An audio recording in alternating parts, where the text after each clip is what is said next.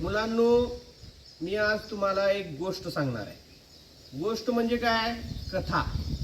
आणि कथा म्हणजे काय? बोधकथा। मग बोधकथा म्हणजे काय? की ज्यामधून आपण काहीतरी बोध घेतो, आपल्याला काहीतरी चांगलं शिकता येते, त्याला म्हणायचं बोधकथा। आणि त्या कथेचं नाव आहे स्वार्थी माणूस। चार मित्र असतात, जिवलग चार मित्र असतात, आणि ते असेच रस्त्यानं चालत चालत जात असतात। आणि जाता जाता ते एका जंगलात पोचतात। आणि जंगलात पोचल्यानंतर अचानक त्यांच्या समोर देव येतो। आणि देव आल्यानंतर ते अगोदर तर घाबरतात, परंतु ते आनंदी सुद्धा होतात। आनंदी काय होतात? कारण देव आता समोर भेटल्यानंतर आपल्याला देवाला काहीतरी मागता येईल आणि देव आपल्याला काहीतरी देणार, म्हणून ते खूप आनंदी होतात। मग देव त्यांना विचारतो की मी तुम्हाला काहीतरी देणार आहे आता, आणि तुम्हाला काय मागायचं आहे ती मागा माझ्याजवळ, परंतु एक छोटीशी आट आहे त्याच्यामध्ये। आणि ती आट अशी आहे की तुम्ही जे मागणार, तुमच्या पाठीमागं जे तुमचा मित्र आहे त्या मित्राला डबल मिळणार, म्हणजे दुप्पट मिळणार। म्हणजे तुम्ही एक मागितलं की तुमच्या पाठीमागल्या मित्राला दोन मिळणार। एवढी एक छोटीशी आट आहे। आणि तुम्ही आता मागा काय मागायचं आहे ती। मग तो पहिला मित्र जो राहतो ते चार मधला पहिला, मग त्याला विचारतो देव, माग तू काय मागायचं आहे ती।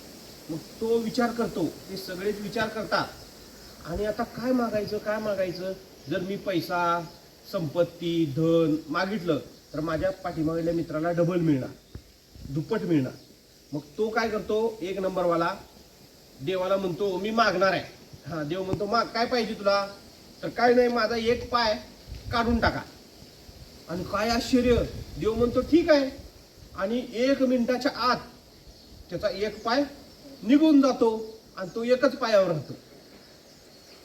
मग आता मला सांगा, त्या पहिल्यानं एक पाय काढून टाका म्हणल्यानंतर तिचा गेला, मग आता त्याच्या पाठीमागल्या 2 नंबरवाल्याचं काय झालं असणार आहे? बरोबर, हुशार आहे तुम्ही। हा, मग 2 पाय त्याचे निघून गेले 2 नंबरवाल्याचे। मग आता 2 नंबरवाल्याचा नंबर आला मागण्यासाठी। देवानं म्हणलं आता तू सांग तुला काय पाहिजे। मग तो पण खूप विचार केला, आणि मी हे मागितलं ते मागितलं तर त्या माझ्या पाठीमागल्याला काय होणार? डबल होणार, दुप्पट होणार। त्यापेक्षा मी काय करतो, देवाला म्हणतो मी मागणार आहे। देव म्हणतो माग काय पाहिजे तुला? देवाला म्हणतो एक हात माझा आणि एक माझा डोळा काढून टाक। आणि काय आश्चर्य, 1 मिनिटाच्या आत एक हात आणि एक डोळा त्याचा निघून जातो 2 नंबरवाल्याचा। मग आता 3 नंबरवाल्याला काय झालं असणार आहे सांगा? त्याचे 2 हात गेलेले असणार आहेत आणि 2 डोळे पण गेलेले असणार आहेत 3 नंबरवाल्याचे। मग आता मागायचा नंबर 3 नंबरवाल्याचा आला। मग देव म्हणतो त्या 3 नंबरवाल्याला आता माग, तू काय मागतोस, तुला काय पाहिजे सांग। मग तो पाठीमागला 4 नंबरवाला मित्र होतो का नाही, तो त्या 3 नंबरवाल्याला म्हणतो मित्रा तू काय कर, खूप धन संपत्ती, सोनं, आयुष्य, आराम, सुख, शांती माग, आणि तुला पण भेटतंय आणि त्याच्या दुप्पट मला पण भेटते। मग तू पण आनंदी आणि मी पण आनंदी। त्यामुळे तू काय कर, देवाकडे भरपूर संपत्ती, सुख, समाधान असं माग। तो विचार करतो आणि तो म्हणतो त्या मित्राला, छे छे, मी तसं काय मागणार नाही। का? तर मला जी भेटणार आहे त्याच्यापेक्षा दुप्पट तुला भेटणार आहे। आणि त्यामुळं माझ्याकडे डोळे नाहीत, माझ्याकडे हात नाहीत, तुझ्याकडे डोळे आहेत, हात आहे, पाय आहे, आणि सर्व संपत्ती तुझ्याकडे जाणार, सर्व लोक तुला चांगलं म्हणणार, आणि तू श्रीमंत होणार, आणि तू आनंदी जीवन जगणार, आणि मी दुःखी असणार आहे कारण माझ्याकडे डोळे नाहीत, माझ्याकडे हात नाहीत, त्यामुळं मी नाही, तसं नाही मागणार।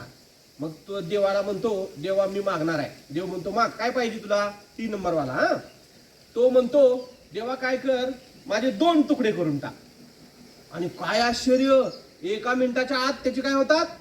2 तुकडे, आणि तो मरून जातो। आता मला सांगा 4 नंबरवाल्याचं काय झालं असणार आहे? हा, त्या 4 नंबरवाल्याचं काय झालं असणार आहे? 4 तुकडे, आणि तो पण मरून गेला। मग देव खूप दुःखी झाला, आणि देव दुःखी होऊन म्हणतो की खरंच आज मला पश्चाताप होतोय की मी मानव जात निर्माण केली, आणि मानव जात इतकी स्वार्थी निघल आणि इतकी स्वार्थी आहे मला वाटलं नव्हतं, आणि आज मी खूप दुःखी आहे असं म्हणून देव निघून जातो। आणि आता ह्या गोष्टीचं तात्पर्य काय, म्हणजे आपल्याला काय शिकता आलं या गोष्टीतून, तुम्ही सांगू शकताय का बघा, किंवा मी तुम्हाला सांगतो या गोष्टीचं तात्पर्य काय, की आपण दुःखी असलो तर चालतंय, परंतु आपला जवळचे माणसं किंवा आपल्या आजूबाजूचे मित्र ते सुखी असले पाहिजे, हे या गोष्टीतून आपण शिकलं पाहिजे. बरोबर आहे की नाही?